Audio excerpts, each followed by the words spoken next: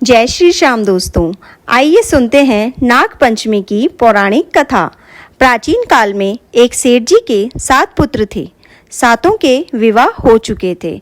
सबसे छोटे पुत्र की पत्नी श्रेष्ठ चरित्र की विदुषी और सुशील थी, परंतु उसके कोई भाई नहीं था। एक दिन बड़ी बहू ने घर को लीपने को पीली मिट्टी लाने के लिए सभी बहुओं को साथ चलने के लिए कहा, तो सभी धलिया और खुरपी लेकर मिट्टी खोदने लगी। तभी वहाँ एक सर्प निकला, जिसे बड़ी बहू खुरपी से मारने लगी। यह देखकर छोटी बहू ने उसे रोकते हुए कहा, मत मारो इसे, बेचारा यह निरपराध है। यह सुनकर बड़ी बहू ने उसे नहीं मारा। तब सर्प एक और जा बैठा। तब छोटी बहू ने उससे कहा, हम अभी लौटकर आती हैं, तुम यहाँ से मत जाना। यह कहकर वह सबके साथ मिट्टी लेकर घर चली गई।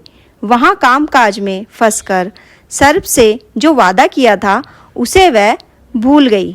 उसे दूसरे दिन वह बात याद आई, तो वह सबको साथ लेकर वहाँ पहुँची और सर्प को उस स्थान पर बैठा देखकर बोली, सर्प भैया नमस्कार। सर्प ने कहा, तू भैया कह चुकी है, इसीलिए तुझे छोड़ देता हूँ, नहीं तो झूठी बात कहने के कारण तुझे अभी ढस लेता। वह बोली, भैया मुझसे भूल हो गई, उसकी क्षमा मांगती हूँ। तब सर्प बोला, अच्छा तू आज से मेरी बहन हुई और मैं तेरा भाई, तुझे जो मांगना हो मांग ले।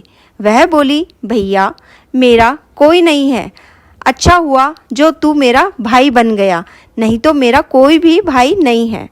कुछ दिन व्यतीत होने पर वह सर्प मनुष्य का रूप रखकर उसके घर आया और बोला कि मेरी बहन को भेज दो। सबने कहा कि इसके तो कोई भाई नहीं था, तो वह बोला, मैं दूर के रिश्ते में इसका भाई हूँ, बचपन में ही बाहर चला गया था। उसको विश्वास दिलाने पर घर के लोगों ने छोटी को उसके साथ में भेज दिया। उसने मार्ग में बताया कि मैं वही सर्प हूँ, इसीलिए तू डरना नहीं और जहाँ चलने में कठिनाई हो वहाँ मेरी पूंछ पकड़ लेना। उसने कहे अनुसार ऐसा ही किया और इस प्रकार वह उसके घर पहुँच गई। वहाँ के धन ऐश्वर्य को देखकर वह चकित हो गई। एक दिन सर्प की माता ने उससे कहा, मैं एक काम से बाहर जा रही हूँ, तू अपने भाई को ठंडा दूध पिला देना। उसे यह बात ध्यान न रही और उससे गर्म दूध पिला दिया, जिससे उसका मुख बेतरह जल गया। यह देखकर सर्प की माता बहुत क्रोधित हुई, परंतु सर्प के समझाने पर शांत हो गई। तब सर्प ने कहा कि बहन को तब सर्प और उसके पिता ने उसे बहुत सा सोना, चांदी और जवाहरात और वस्त्र आभूषण आदि देकर उसके घर पहुंचा दिया। इतना ढेर सारा धन देखकर बड़ी बहू ने ईर्ष्या से कहा, भाई तो बड़ा धनवान है, मुझे तो उससे और भी धन लाना चाहिए। सर्प ने यह वचन सुना तो सब वस्तुएं सोने की लाकर दे दी। यह देखकर बड़ी बहू ने कहा, इन्हें झाड़ने की झाड़ू भी सोने की होनी चाहिए। तब सर्प ने झाड़ू भी सोने की लाकर रख दी। सर्प ने छोटी बहू को हीरा मणिया के अद्भुत हार दिया था। उसकी प्रशंसा उस देश की रानी ने भी सुनी थी। वह राजा से बोली कि सेठ की छोटी बहू का हार यहाँ आना चाहिए। राजा ने मंत्री को हुक्म दिया और उसका वह हार लेकर जल्दी से आ जाओ। मंत्री ने सेठ जी से जाकर कहा कि महारानी जी ने छोटी बहू को हार पहनेगी, वह उससे लेकर मुझे दे दो। सेठ जी ने डर के कारण छोटी बहू से हार मांगा कर दे दिया। छोटी बहू को यह बात बहुत बुरी लगी।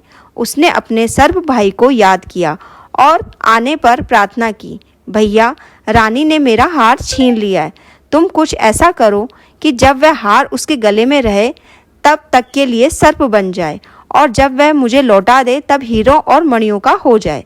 सर्प ने ठीक वैसा ही किया। जैसे ही रानी ने हार पहना, वह हार सर्प का बन गया। यह देखकर रानी चीख पड़ी और रोने लगी। यह देखकर राजा ने सेठ के पास खबर भेजी कि छोटी बहू को तुरंत भेजो। सेठ जी डर गए।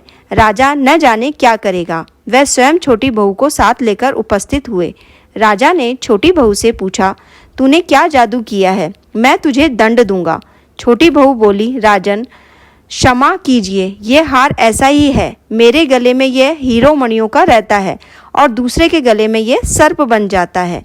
यह सुनकर राजा ने सर्प बना हार उसे देकर कहा, अभी पहनकर दिखाओ। तो छोटी बहू ने पहनकर दिखा दिया और वह हार हीरो और मणियों का हो गया।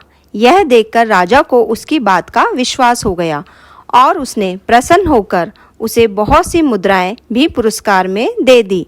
छोटी वह अपने हार और इन सहित घर लौट आई।